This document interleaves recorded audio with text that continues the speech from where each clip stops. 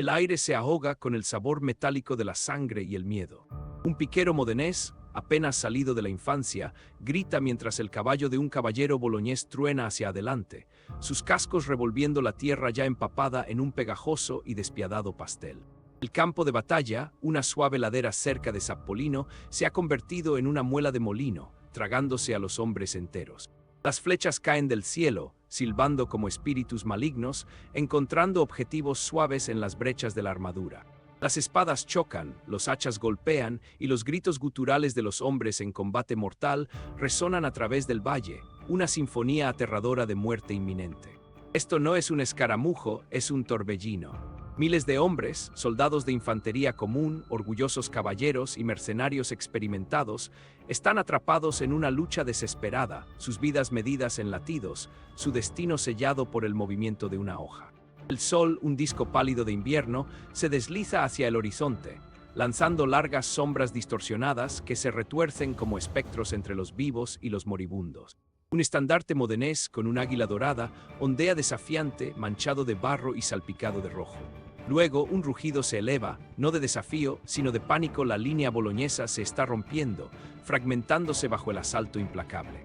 Los hombres se vuelven, soltando sus armas, sus rostros contorsionados de terror, huyendo por sus vidas, sus espaldas expuestas a las cuchillas perseguidoras.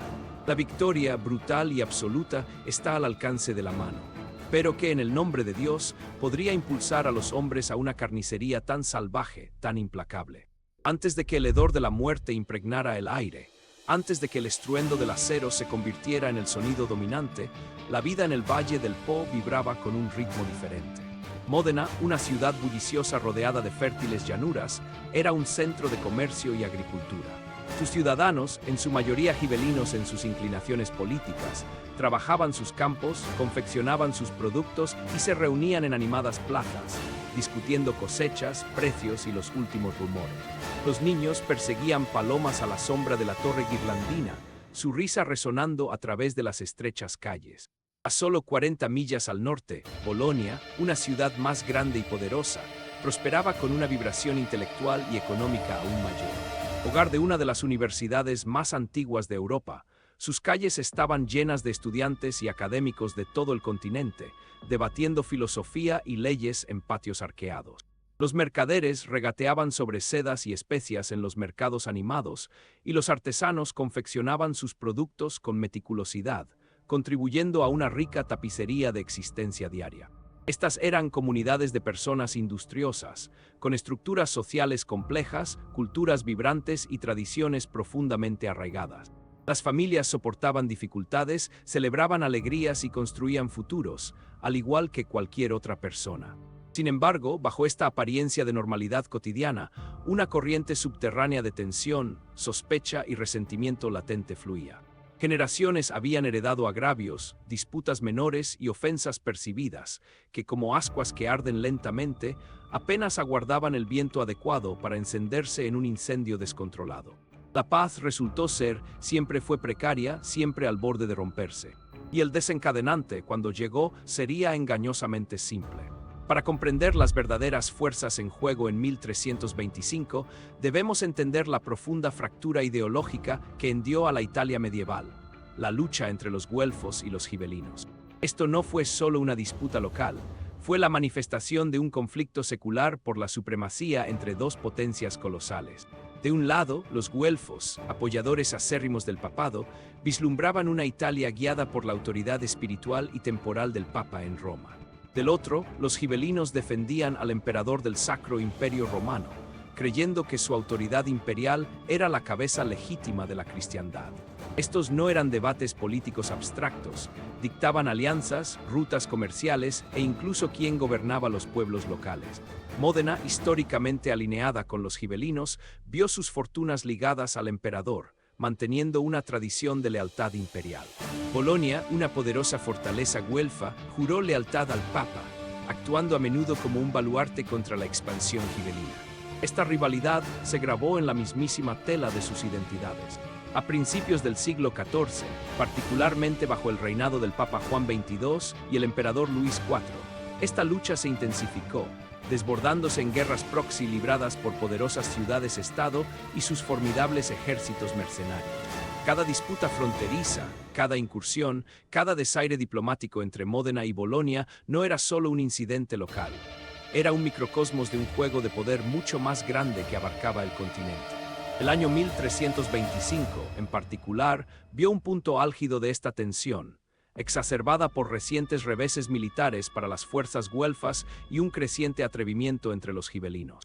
El escenario estaba listo, no solo para una guerra entre dos ciudades, sino para otro capítulo sangriento en una épica centenaria. Y los actores, piezas involuntarias en este diseño más grandioso, estaban a punto de ser arrastrados hacia su trágico final. La paz, tal como era, comenzó a desgastarse años antes de que el barro de Zappolino supiera a sangre. Los primeros temblores de discordia fueron sutiles, fácilmente desestimados por aquellos que preferían la comodidad de la negación.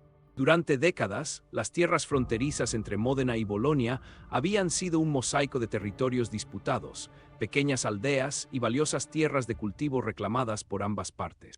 Estas no eran líneas claras dibujadas en un mapa, sino zonas de contenido fluido y a menudo violento. En los años previos a 1325, particularmente desde alrededor de 1320 en adelante, estos pequeños enfrentamientos escalonaron.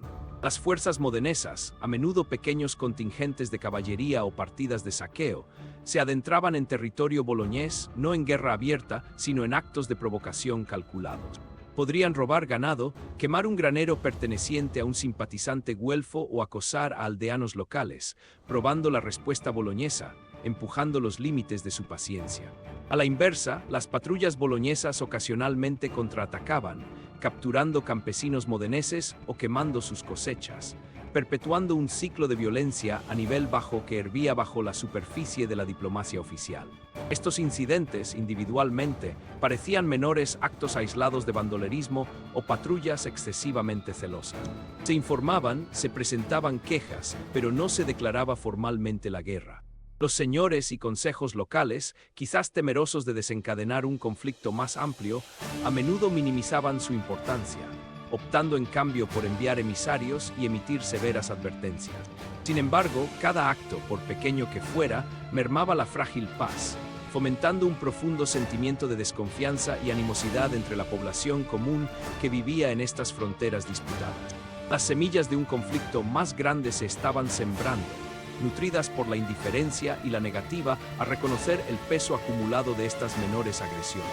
Un punto de ruptura, estaba claro, se acercaba rápidamente. El delicado baile de advertencias diplomáticas y retaliaciones cesó abruptamente en el verano de 1325. No contentos con provocaciones menores, los modeneses dieron un paso audaz que empujó a la región más allá del punto de no retorno. En la mañana del 29 de julio, una fuerza modenesa significativa, mucho más grande y organizada que las partidas de saqueo anteriores, cruzó profundamente en territorio boloñés. Su objetivo, el Castrum de Monteveglio, un puesto defensivo crucial y un símbolo del poder boloñés en las tierras fronterizas disputadas. Esto no era un raid de ganado. Esto era un asalto militar directo a una posición fortificada, inconfundiblemente un acto de guerra. Los modeneses sitian Monteveglio, abrumando a sus defensores y capturándolo después de una feroz lucha. La brutalidad del ataque, la rapidez de la conquista y la importancia estratégica de la fortaleza capturada enviaron ondas de choque a través de Bolonia. Esto no era solo una infracción fronteriza, era una ofensa grave, un desafío directo a la soberanía y la fuerza militar de Bolonia. El Consejo de la ciudad de Bolonia, previamente reacio a comprometerse en una guerra total, ahora se encontraba con ninguna otra opción. Los gritos de venganza eran ensordecedores, resonando a través de los pasillos universitarios y las plazas del mercado. Los canales diplomáticos, ya tensos, se derrumbaron por completo. Se enviaron mensajeros a los aliados güelfos, notablemente Florencia y los estados papales, solicitando asistencia militar inmediata. El acto de agresión en Monteveglio había cruzado una línea invisible, envenenando irremediablemente cualquier posibilidad de resolución pacífica. Fue una declaración de intenciones, un guante arrojado con hostilidad explícita. Los modeneses, emboldados por su éxito, parecían deleitarse con el conflicto inminente, su orgullo gibelino hinchándose. Una ciudad que había soportado solo escaramuzas se estaba movilizando para la guerra total, sus ciudadanos templando sus voluntades para el inevitable asalto. El miedo silente había solidificado en una determinación sombría, una resolución colectiva que prometía un ajuste de cuentas sangriento. La reacción de Bolonia a la caída de Monteveglio fue rápida y furiosa. El consejo gobernante de la ciudad, liderado por el influyente Giovanni Pepoli, inició inmediatamente una movilización a gran escala. Se enviaron emisarios con solicitudes urgentes, y pronto las fuerzas aliadas güelfas comenzaron a llegar, primero en pequeñas cantidades y luego en grandes números a la ciudad. Desde Florencia llegaron contingentes de infantería bien equipada y famosos ballesteros. Desde Parma, Ferrara y Rávena llegaron caballería y soldados de infantería adicionales, aumentando las filas de Bolonia. El propio Papa, Juan XXII, prestó su autoridad espiritual y la promesa de más ayuda material, reforzando la convicción de Bolonia de que Dios estaba de su lado. El ejército boloñés que se reunió a principios de noviembre era verdaderamente formidable, posiblemente 30,000 hombres fuertes, una mezcla de milicia local, mercenarios profesionales y destacamentos aliados. Era un ejército diseñado no solo para repeler una invasión, sino para aplastar decisivamente la ambición de Módena. Su objetivo era claro: recuperar Monteveglio, humillar a Módena y reafirmar la dominancia güelfa en la región. La escala de esta asamblea era sin precedentes para un conflicto local, transformando lo que podría haber sido una disputa regional en un importante enfrentamiento medieval. Sin embargo, en medio de esta impresionante muestra de fuerza, comenzó a emerger una sutil inquietud entre algunos de los comandantes boloñeses.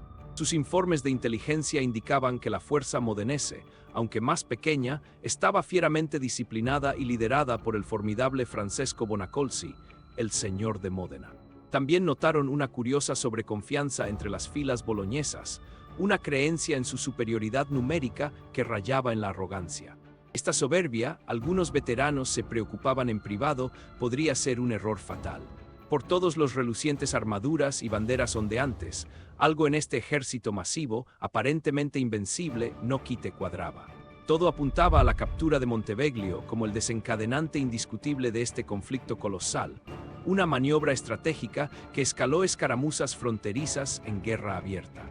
Las crónicas, los intercambios diplomáticos, la escala de la movilización boloñesa, todo indicaba una causa directa, militarmente impulsada. Pero entonces, un detalle peculiar emerge de los polvorientos anales de la historia, un detalle tan trivial, tan aparentemente absurdo, que llegó a definir el conflicto en su totalidad, a menudo eclipsando las brutales realidades de la guerra y la política. La historia, como se cuenta popularmente, es que las dos ciudades fueron a la guerra asterisco por asterisco un balde de madera robado. Esta narrativa, perpetuada a lo largo de los siglos, pinta una imagen de ridícula locura medieval, hombres luchando y muriendo por un artículo común de la vida diaria. Sin embargo, el registro histórico, cuando se examina de cerca, ofrece un giro crucial. El famoso balde de madera no fue robado asterisco antes asterisco de la batalla de Zappolino, desencadenando el conflicto. Ni siquiera fue el tema de protestas diplomáticas o ultimátums. En cambio, los modenese, después de su victoria decisiva y aplastante en Zappolino el 15 de noviembre de 1325, marcharon triunfalmente a través del campo boloñés completamente humillado.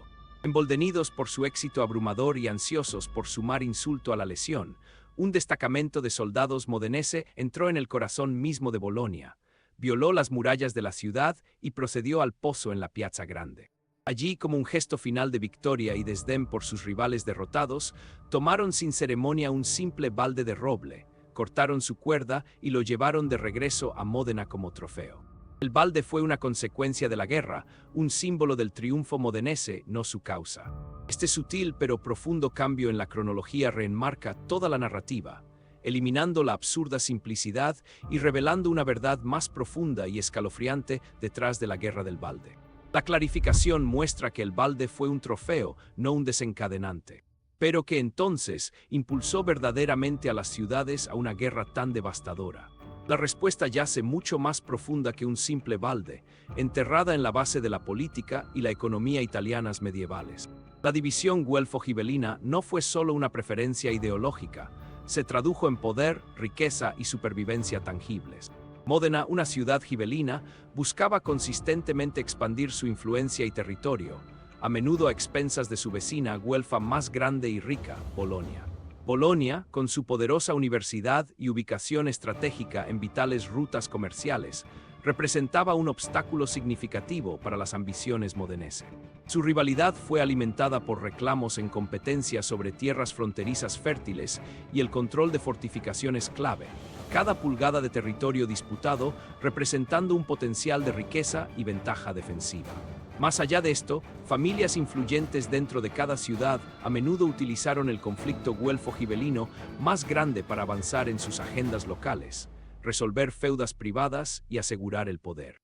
En Módena, la familia Bonacolsi, señores de la ciudad, vieron una oportunidad para consolidar su poder y expandir su dominio. En Bolonia, las familias Pepoli y otros prominentes güelfos estaban igualmente invertidos en mantener la ascendencia de su ciudad y su propia autoridad.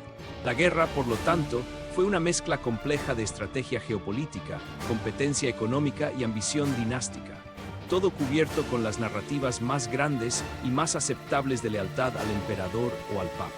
El Balde, en este contexto, no fue una causa sino un símbolo final y potente de dominio, una declaración pública de que Módena no solo había ganado la batalla, sino que también había pisoteado efectivamente el orgullo y la soberanía de Bolonia. Fue un insulto calculado diseñado para lastimar, para echar sal en las heridas frescas de la derrota, en lugar de iniciar la lucha en sí misma. El conflicto siempre iba a suceder. El Balde simplemente proporcionó un postscript conveniente, casi caricaturesco, para una guerra impulsada por realidades mucho más profundas y brutales. Bajo las grandiosas narrativas de emperadores, papas y ciudades-estado en guerra, yacía el devastador costo humano. Consideremos a Giovanna, una joven campesina de 22 años de un pequeño pueblo cerca de Zappolino, cuya vida, como la de muchos otros, fue irrevocablemente destrozada. Su esposo, Matteo, un fuerte granjero de 25 años, había sido reclutado en la milicia boloñesa solo unas semanas antes de la fatídica batalla. No era un caballero, ni siquiera un mercenario habilidoso, era un hombre de la tierra obligado a cambiar su arado por una lanza. Giovanna recordaba su último abrazo, la promesa apresurada de regresar para la próxima cosecha, sus ojos amplios con una mezcla de miedo y deber reluctante. El 15 de noviembre, Matteo se vio atrapado en la derrota boloñesa. Fue uno de los estimados 2,000 soldados boloñeses que perecieron ese día, muchos cortados mientras huían, otros ahogados en los cenagosos zanjas. Giovanna nunca vio su cuerpo.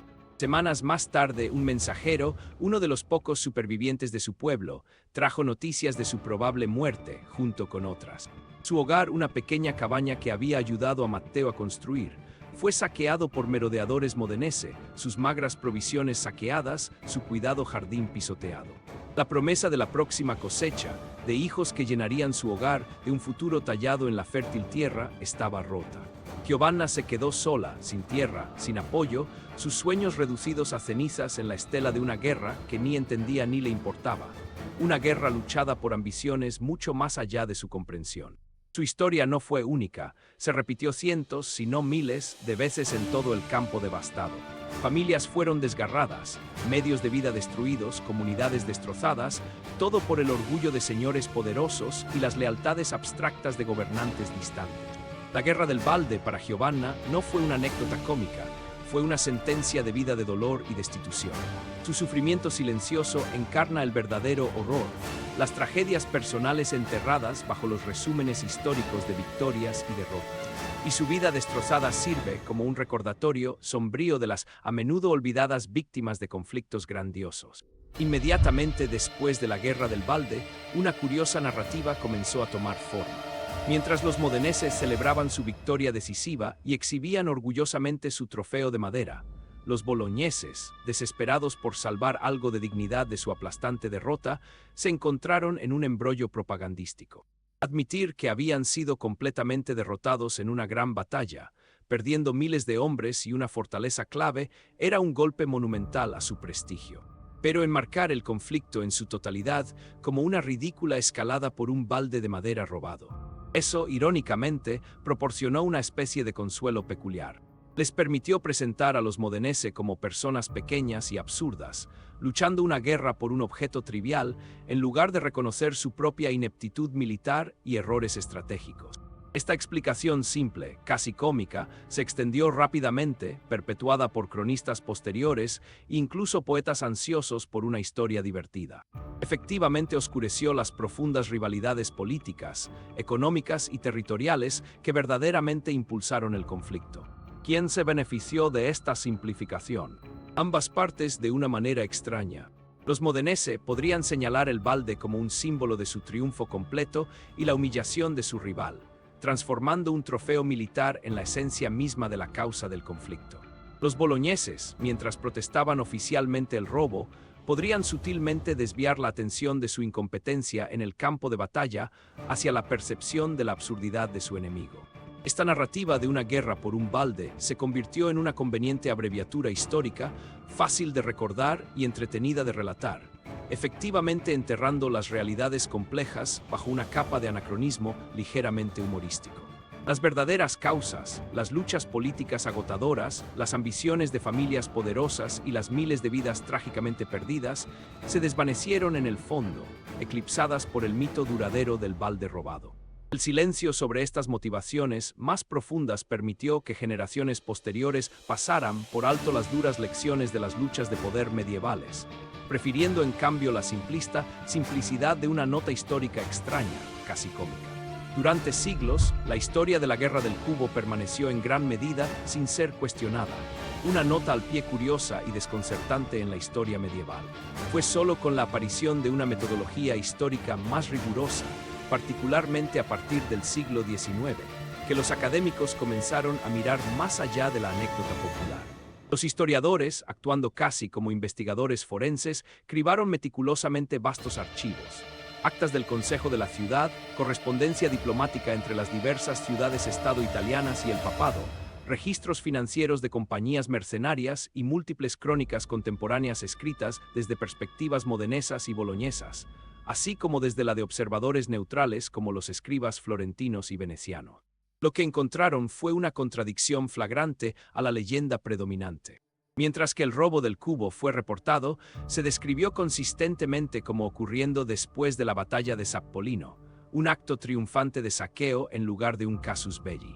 Más importante aún, estos documentos revelaron décadas de tensiones crecientes, disputas fronterizas específicas sobre castillos como Monteveglio, rivalidades económicas relacionadas con rutas de comercio y acceso a ríos, y un patrón implacable de incursiones y contraincursiones transfronterizas. Las cartas del Papa Juan XXII detallan explícitamente sus preocupaciones sobre el resurgimiento gibelino en Emilia-Romagna, nombrando directamente a Módena como una amenaza creciente para los intereses papales. De manera similar, los registros modeneses subrayan su ambición de expandir su control territorial y disminuir el poder regional de Bolonia. Los investigadores de la historia descubrieron que el conflicto no nació de una absurdidad espontánea, sino que fue la culminación de estrategias geopolíticas profundamente arraigadas, luchas de poder y intereses materiales. El cubo fue simplemente una nota al pie, un símbolo de victoria, más que la razón principal para la matanza. Esta reexaminación meticulosa de fuentes primarias finalmente permitió que la verdadera y sombría tapicería de poder y ambición emergiera desde debajo del entretenido, pero en última instancia engañoso, velo de la folclore popular. La explicación oficial, o más bien, la narrativa popular ampliamente aceptada de la Guerra del Cubo es sencilla y atractiva. Dos ciudades italianas, consumidas por un orgullo petulante, se sumieron en un conflicto sangriento por un cubo de madera robado. Es una historia fácil de contar, una anécdota excéntrica que a menudo provoca risas o incredulidad. Esta narrativa sugiere una impulsividad casi infantil, pintando a la gente de Módena y Bolonia como personas irracionales e iracundas que no podían pasar por alto una ofensa trivial. Pero, ¿por qué esta explicación no se sostiene completamente? En primer lugar, ignora el enorme esfuerzo logístico y financiero de la guerra medieval. Reunir un ejército de 30,000 hombres, mantenerlos y participar en una batalla a gran escala fue una empresa monumental, demasiado costosa y compleja para ser iniciada únicamente por un artículo doméstico. Tales acciones requirieron una voluntad política significativa, un amplio apoyo popular y objetivos estratégicos claros. En segundo lugar, convenientemente evita los problemas sistémicos profundos de la Italia del siglo XIV. Atribuir la guerra a un cubo es ignorar la lucha secular entre güelfos y gibelinos, la constante lucha por la hegemonía regional, las rivalidades económicas y las maquinaciones ambiciosas de las poderosas familias gobernantes. Reduce una realidad geopolítica compleja a una caricatura caricaturesca. En tercer lugar, el propio momento del robo del cubo, después de la batalla decisiva, desmonta la idea de que fue un casus belli. Si la guerra se libró por el cubo, su robo habría tenido que preceder a las hostilidades, no seguirlos como un botín de guerra. La narrativa de la guerra por un cubo, aunque perdurablemente popular y encantadora en su absurdidad, funciona como una conveniente ofuscación histórica. Proporcionó una explicación fácil de digerir, aunque profundamente engañosa, que permitió a los observadores contemporáneos y a las generaciones futuras evitar lidiar con las incómodas complejidades de la política, el poder y las sombrías realidades de los conflictos humanos. Es una historia que es demasiado simple para ser cierta, una ficción agradable que enmascara una realidad mucho más oscura y más intrincada. La verdad más cercana a la guerra del cubo es mucho menos caprichosa y significativamente más aterradora. Esta no fue una guerra de absurdidad, sino una guerra de fuerzas imparables, un choque de imperativos ideológicos, territoriales y económicos profundamente arraigados que habían estado creciendo durante décadas, si no siglos. Módena, una potencia gibelina en ascenso, buscaba romper el cerco de sus vecinos güelfos y expandir su influencia. Bolonia, una fortaleza güelfa formidable, estaba decidida a mantener su dominio y proteger sus rutas de comercio vitales y tierras agrícolas. La toma de Monteveglio por los modeneses fue la última provocación militar directa, la declaración de guerra inconfundible. Fue un acto de agresión estratégica diseñado para socavar la integridad territorial de Bolonia y desafiar su autoridad. La respuesta boloñesa, movilizando un ejército masivo, no fue una reacción exagerada a una ofensa trivial, sino una defensa necesaria de su soberanía y un intento por reafirmar su hegemonía regional. El cubo, por lo tanto, no fue el catalizador de la guerra, sino más bien la última injuria, un símbolo conmovedor del desdén del vencedor por el vencido. Fue una prueba tangible, una manifestación física de la humillación de Bolonia y del triunfo de Módena, un trofeo para ser desfilado y preservado. Los historiadores ahora están de acuerdo en que la guerra fue una consecuencia inevitable de la profunda escisión güelfo-gibelina en la Italia del siglo XIV, combinada con intensas rivalidades locales por tierras, recursos y prestigio. La historia del cubo, aunque colorida, sirve como una distracción de las brutales realidades políticas que llevaron a miles de muertes. Fue una guerra impulsada por el poder, la ambición y la animosidad profundamente arraigada, con el cubo convirtiéndose simplemente en un emblema duradero, casi burlón, de su conclusión desequilibrada. Y esta comprensión matizada revela una lección más oscura y más profunda sobre el conflicto humano. El hecho más perturbador en toda la historia de la guerra del cubo no es la trivialidad del trofeo, ni las maquinaciones políticas centenarias. Es la escala pura y dura, a menudo pasada por alto, del costo humano por un resultado que en el gran panorama de la historia cambió muy poco. El 15 de noviembre de 1325, en la batalla de Zappolino, tuvo lugar una masacre verdaderamente horrorosa. De los aproximadamente 30,000 soldados boloñeses y aliados güelfos que marcharon con tanta arrogancia, se estima que 2,000 perdieron la vida en el transcurso de unas pocas horas. Eso es 1 de cada 15 hombres, masacrados, ahogados o pisoteados hasta la muerte en una desbandada desesperada, sus cuerpos dejados para pudrirse en el barro o ser saqueados por cualquier valor que poseyeran. La victoria modenesa fue abrumadora, pero se compró con un océano de sangre. Más allá de las bajas inmediatas, el aftermath fue igualmente brutal. Las fuerzas modenesas, después de su triunfo, saquearon el campo boloñés, quemando cultivos, destruyendo aldeas y confiscando propiedades. Innumerables civiles fueron desplazados, empobrecidos o peor. Bolonia en sí, aunque no fue completamente saqueada, sufrió un golpe catastrófico a su prestigio, su estabilidad económica y su sentido de seguridad, las heridas psicológicas supurando durante generaciones. Todo esto, el inmenso sacrificio de vidas, la devastación generalizada, el trauma duradero, se desató no porque de un cubo, sino porque del poder, el orgullo y la animosidad histórica implacable. Y Jets que logró en realidad. Módena aseguró algunas tierras fronterizas, afirmó momentáneamente su dominio. Polonia fue humillada, pero el conflicto guelfo-gibelino más amplio continuó sin cesar durante décadas. La guerra fue un espasmo sangriento y furioso que consumió miles de vidas, dejando atrás solo duelo, ruina y un cubo de madera como un recordatorio escalofriante de su coste salvaje. Esta desproporción absoluta entre el sufrimiento infligido y las ganancias efímeras logradas es el verdadero horror más perturbador de la Guerra del Cubo. La Guerra del Cubo, aparentemente librada por un cubo de madera robado, ofrece una visión profunda y sobria de la condición humana. Despoja el romanticismo de la guerra medieval y expone las motivaciones crudas y a menudo absurdas que impulsan a las personas a la violencia inimaginable. Esta historia no es simplemente una anécdota excéntrica del pasado lejano, es un espejo que refleja nuestra propia locura persistente. Cuán a menudo vemos conflictos surgir de chispas aparentemente triviales, solo para revelar capas de agravios más profundos políticos, económicos o ideológicos.